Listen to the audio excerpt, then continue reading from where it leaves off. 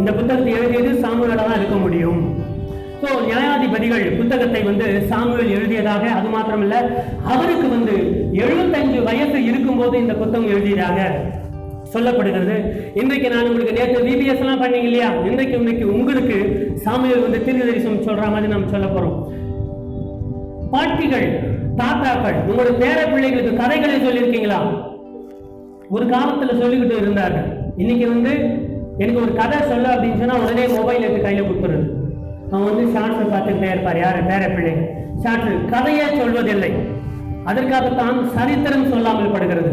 நியாய புத்தகத்துல அந்த ரூட் காஸ் ஏன் தெரியுமா? ஒரு சந்ததி வருது, தப்பு பண்ணுது, ஜட்ஜஸ் வருகிறார்கள், அவர்கள் காப்பாற்றுறாங்க, கர்த்தருக்குள் வாழறாங்க. 40 வருஷம் 80 வருஷம் முடித்து விட்ட பிறகு மறுபடியும் என்ன பண்றாங்க? மறுபடியும் தப்பு பண்ணுது. இவங்க என்ன பண்றாங்க? வசனம் ஒரு இடத்துல வசனம் வரும். நியாயாதிபதிகளையும் கர்த்தர் இஸ்ரவேலுக்கு செய்த யாவற்றையும் அற்புதங்களையும் காணாத ஒரு சந்ததி, கேள்விப்படாத ஒரு சந்ததி வந்தது. என்ன அர்த்தம் அப்படின்னு சொன்னா, பெற்றோர்கள் தங்கள் பிள்ளைகளுக்கு தேவனை சொல்லிக் கொடுக்கவில்லை.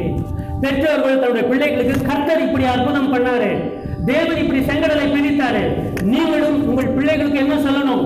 வீட்டுல உட்கார வச்சு, அப்பா நான் பெங்களூர்ல வரும்போது கிழிஞ்சு போன டிஷர்ட்டும் போட்டுக்கிட்டு கிழிஞ்சு கொண்டு லுங்கி கட்டிக்கிட்டு வந்தேன், இன்றைக்கு பார் ஒரு சொந்த வீட்டில் நாம் இருக்கிறோம், கர்த்தர் இப்படியெல்லாம் என்னை காப்பாற்றினார், இப்படியெல்லாம் என்னை உயர்த்தினார் என்று நீங்கள் சொல்ல சொல்ல அடுத்த ஜெனரேஷனுக்கு நாம் என்ன செய்யணும்?